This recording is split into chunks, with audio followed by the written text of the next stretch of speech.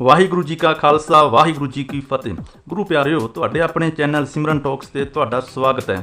ਗੁਰੂ ਮਹਾਰਾਜ ਜੀ ਦੀ ਕਿਰਪਾ ਸਦਕਾ ਸੂਰਮਿਆਂ ਦੀ ਦਾਸਤਾਨ ਦੇ ਇਸ ਭਾਗ ਵਿੱਚ ਅੱਜ ਗੱਲ ਕਰਦੇ ਹਾਂ ਉਸ ਬਹਾਦਰ ਸੂਰਮੇ ਦੀ ਜੋ ਭਾਰਤੀ 에ਅਰ ਫੋਰਸ ਵਿੱਚ ਇਕਲੌਤਾ ਯੋਧਾ ਹੈ ਜਿਸ ਨੇ ਪਰਮਵੀਰ ਚੱਕਰ ਪ੍ਰਾਪਤ ਕੀਤਾ ਹੈ, ਜਿਸ ਨੇ ਇਕੱਲੇ ਨੇ ਹੀ 6 ਪਾਕਿਸਤਾਨੀ ਲੜਾਕੂ ਜਹਾਜ਼ਾਂ ਦਾ ਸਾਹਮਣਾ ਕੀਤਾ ਹੈ, श्रीनगर एयरबेस ਨੂੰ ਆਪਣੇ ਦਮ ਤੇ ਬਚਾਇਆ ਤੇ ਜੰਗ ਦਾ ਪਾਸਾ ਪਲਟਿਆ ਹੈ। ਜੀ ਹਾਂ, ਗੱਲ ਕਰਦੇ ਹਾਂ ਜਾਂਬਾਜ਼ ਮਰਦ ਫਲਾइंग ਆਫੀਸਰ ਨਿਰਮਲਜੀਤ ਸਿੰਘ ਸੇਖੋਂ ਪਰਮਵੀਰ ਚੱਕਰ ਦੀ, ਜਿਸ ਨੇ ਆਖਰੀ ਦਮ ਤੱਕ ਸੰਘਰਸ਼ ਕਰਦੇ ਹੋਏ ਸ਼ਹੀਦੀ ਜਾਮ ਪ੍ਰਾਪਤ ਕੀਤਾ ਅਤੇ ਵਿਰੋਧੀਆਂ ਤੋਂ ਵੀ ਵਾਹ ਹਾਸਲ ਕੀਤੀ ਹੈ। ਗੁਰੂ ਪਿਆਰਿਓ, ਫਲਾइंग ਹੀਰੋ ਭਾਵ ਅਸਮਾਨੀ ਸ਼ੇਰ ਦਾ ਮਾਣ ਪ੍ਰਾਪਤ ਕਰਨ ਵਾਲਾ ਇਹ ਯੋਧਾ ਪਿੰਡ ਈਸੇਵਾਲ ਜ਼ਿਲ੍ਹਾ ਲੁਧਿਆਣਾ ਵਿਖੇ ਪਿਤਾ ਸਰਦਾਰ ਤਰਲੋਕ ਸਿੰਘ ਸੇਖੋਂ ਅਤੇ ਮਾਤਾ ਹਰਬੰਸ ਕੌਰ ਦੇ ਘਰ 17 ਜੁਲਾਈ 1943 ਨੂੰ ਪੈਦਾ ਹੋਇਆ। ਪਿਤਾ ਜੀ ਵੀ ਭਾਰਤੀ 에ਅਰ ਫੋਰਸ ਵਿੱਚ ਸੇਵਾ ਕਰ ਚੁੱਕੇ ਸਨ। Khalsa high school Ajitsar Mohi ਤੋਂ ਵਿੱਦਿਆ ਪ੍ਰਾਪਤ ਕਰਕੇ 1962 ਈਸਵੀ ਨੂੰ ਇੰਜੀਨੀਅਰਿੰਗ ਕਾਲਜ ਆਗਰਾ ਵਿਖੇ ਦਾਖਲਾ ਲਿਆ ਹੈ। ਇਸੇ ਦੌਰਾਨ 에ਅਰ ਫੋਰਸ ਵਿੱਚ ਭਰਤੀ ਹੋ ਗਏ ਨੇ। 4 ਜੂਨ 1967 ਨੂੰ ਫਾਈਟਰ ਪਾਇਲਟ ਦੇ ਤੌਰ ਤੇ ਕਮਿਸ਼ਨ ਹਾਸਲ ਕੀਤਾ। ਅਗਲੇਰੀ ਸਿਖਲਾਈ ਐਡਵਾਂਸ ਟ੍ਰੇਨਿੰਗ ਹਾਸਲ ਕਰਕੇ ਫਲਾइंग ਅਫਸਰ ਨਿਰਮਲਜੀਤ ਸਿੰਘ ਸੇਖੋਂ ਭਾਰਤੀ ਹਵਾਈ ਫੌਜ ਦੇ 18ਵੇਂ ਦਸਤੇ ਵਿੱਚ ਸ਼ਾਮਲ ਹੋਏ ਨੇ। 1971 ਦੀ ਭਾਰਤ ਪਾਕਿਸਤਾਨ ਜੰਗ ਤੋਂ ਕੁਝ ਸਮਾਂ ਪਹਿਲਾਂ ਹੀ ਇਸ ਦਸਤੇ ਨੂੰ ਸ਼੍ਰੀਨਗਰ 에ਅਰਬੇਸ ਵਿਖੇ ਤਾਇਨਾਤ ਕੀਤਾ ਗਿਆ ਹੈ, ਕਿਉਂਕਿ 1948 ਦੀ ਅੰਤਰਰਾਸ਼ਟਰੀ ਸੰਧੀ ਮੁਤਾਬਕ ਭਾਰਤ ਦਾ ਸ਼੍ਰੀਨਗਰ ਵਿਖੇ ਕੋਈ ਵੀ ਲੜਾਕੂ ਜਹਾਜ਼ਾਂ ਦਾ ਦਸਤਾ ਪੋਸਟਡ ਨਹੀਂ ਸੀ ਅਤੇ ਕੁਝ ਸਮਾਂ ਪਹਿਲਾਂ ਹੀ ਪੋਸਟਡ ਹੋਣ ਕਰਕੇ ਇਸ ਦਸਤੇ ਨੂੰ ਬਹੁਤੀ ਜਾਣਕਾਰੀ ਵੀ ਨਹੀਂ ਸੀ ਅਤੇ ਸਖਤ ਸਰਦੀ ਹੋਣ ਕਰਕੇ ਵੀ ਕਈ ਦਿੱਕਤਾਂ ਆ ਰਹੀਆਂ ਸਨ। ਇਸ ਤੋਂ ਇਲਾਵਾ ਦੁਸ਼ਮਣ ਦੇ ਐਂਟਰ ਹੋਣ ਦਾ ਪਤਾ ਲੱਗਣ ਵਾਸਤੇ ਕੋਈ ਵਧੀਆ ਤਕਨੀਕ ਦੇ ਸਾਧਨ ਜਾਂ ਨਹੀਂ ਲੱਗੇ ਸਨ, ਬਲਕਿ ਓਪੀ ਪੋਸਟ ਤੋਂ ਦੁਸ਼ਮਣ ਦੇ ਜਹਾਜ਼ਾਂ ਦਾ ਆਉਣ ਦਾ ਪਤਾ ਲੱਗਦਾ ਸੀ, ਜੋ ਕਿ ਸਿਰਫ 5-6 ਮਿੰਟ ਪਹਿਲਾਂ ਹੀ ਪਤਾ ਲੱਗਦਾ ਸੀ ਅਤੇ 2-3 ਮਿੰਟ ਵਿੱਚ ਹੀ ਸਾਰੀ ਕਾਰਵਾਈ ਕਰਨੀ ਹੁੰਦੀ ਸੀ। ਭਾਵ ਕਹਿਣ ਦਾ ਕਿ ਕਾਫੀ ਸਖਤ ਤੇ ਕਾਫੀ ਜੋਖਮ ਭਰਿਆ ਕੰਮ ਸੀ।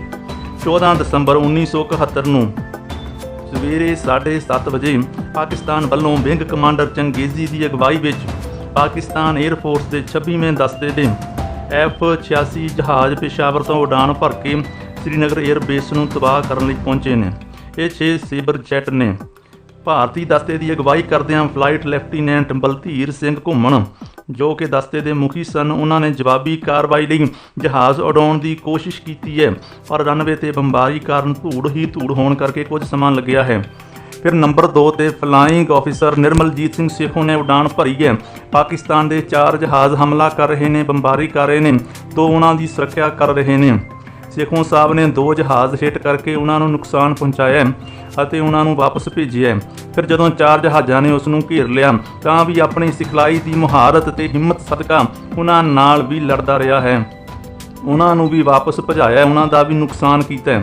ਉਸਨੇ ਫਲਾਈਟ ਲੈਫਟੀਨੈਂਟ ਘੁੰਮਣ ਨਾਲ ਵੀ ਸੰਪਰਕ ਕਰਨ ਦੀ ਕੋਸ਼ਿਸ਼ ਕੀਤੀ ਹੈ, ਪਰ ਸਿਸਟਮ ਵਿੱਚ ਖਰਾਬੀ ਹੋਣ ਕਰਕੇ ਤੇ ਘੁੰਮਣ ਸਾਹਿਬ ਦਾ ਜਹਾਜ਼ ਉਚਾਈ ਵਿੱਚ ਧੁੰਦ ਵਿੱਚ ਹੋਣ ਕਰਕੇ ਕੋਈ ਮਦਦ ਨਾ ਹੋ ਸਕੀ। ਇਹ ਸੋਚਣਾ ਕਿੰਨਾ ਮੁਸ਼ਕਲ ਹੈ, ਕਿਉਂਕਿ ਸਕਿੰਟਾਂ ਦੀ ਲੜਾਈ ਸੀ, ਕਿਉਂਕਿ 750 ਕਿਲੋਮੀਟਰ ਪ੍ਰਤੀ ਘੰਟਾ ਜਹਾਜ਼ਾਂ ਦੀ ਰਫ਼ਤਾਰ ਸੀ ਅਤੇ ਜਹਾਜ਼ ਨੂੰ ਅੱਗ ਲੱਗ ਗਈ ਹੈ, ਪਰ ਇਹ ਇਕੱਲਾ ਹੀ ਉਹਨਾਂ ਦਾ ਮੁਕਾਬਲਾ ਕਰਦਾ ਰਿਹਾ ਅਤੇ ਉਹਨਾਂ ਨੂੰ ਹਿੱਟ ਕਰਕੇ ਵਾਪਸ ਪਾਕਿਸਤਾਨ ਬਰੰਗ ਚਿੱਠੀ ਵਾਂਗ ਭੇਜਿਆ। ਫਿਰ ਉਸ ਨੂੰ ਬੇਸ 'ਤੇ ਵਾਪਸ ਆਉਣ ਲਈ ਕਿਹਾ ਗਿਆ, ਪਰ air traffic control system fail ਹੋ ਗਿਆ, ਜਿਸ ਕਰਕੇ ਸੂਰਮਾ ਵਾਪਸ ਨਾ ਆ ਸਕਿਆ। ਉਸ ਦਾ ਜਹਾਜ਼ ਬਡਗਾਮ ਵਿਖੇ ਕਰੈਸ਼ ਹੋ ਗਿਆ ਅਤੇ ਸੂਰਮਾ ਸ਼ਹੀਦੀ ਪਾ ਗਿਆ। ਉਸ ਨੇ ਬਾਹਰ ਆਉਣ ਦੀ ਕੋਸ਼ਿਸ਼ ਕੀਤੀ ਸੀ, ਇਸ ਦਾ ਸਬੂਤ ਉਸ ਦੀ ਪੈਰਾਸ਼ੂਟ ਛਤਰੀ ਉੜਦੀ ਵੇਖੀ ਗਈ ਸੀ। ਜਹਾਜ਼ ਦਾ ਮਲਬਾ ਤਾਂ ਮਿਲ ਗਿਆ, ਪਰ ਉਸ ਸੂਰਮੇ ਦੇ ਸਰੀਰ ਦਾ ਕੋਈ ਅੰਗ ਤੱਕ ਨਾ ਮਿਲਿਆ। ਉਸ ਦੀ ਲਾਸ਼ ਵੀ ਦੇਖਣ ਨੂੰ ਨਸੀਬ ਨਾ ਹੋਈ, ਪਰ ਉਸ ਦੀ ਬਹਾਦਰੀ ਤੇ ਦਲੇਰੀ ਉਸ ਨੂੰ ਸਦਾ ਵਾਸਤੇ ਅਮਰ ਕਰ ਗਈ ਹੈ। ਉਸ ਦੀ ਇਸ ਬਹਾਦਰੀ, ਚੁਸਤੀ ਤੇ ਡਿਊਟੀ ਪ੍ਰਤੀ ਸੱਚੀ ਲਗਨ ਕਰਕੇ ਉਸ ਨੂੰ ਯੁੱਧ ਕਾਲ ਦੇ ਸਭ ਤੋਂ ਵੱਡੇ ਬਹਾਦਰੀ ਪੁਰਸਕਾਰ ਪਰਮਵੀਰ ਚੱਕਰ ਨਾਲ ਸਨਮਾਨਿਤ ਕੀਤਾ ਗਿਆ।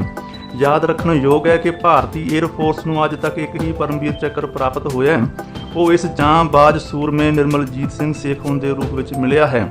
에ਅਰ ਫੋਰਸ ਦਾ ਇਕਲੌਤਾ ਸੂਰਮਾ ਹੈ ਜਿਸ ਨੇ ਪਰਮਵੀਰ ਚੱਕਰ ਪ੍ਰਾਪਤ ਕੀਤਾ ਹੈ।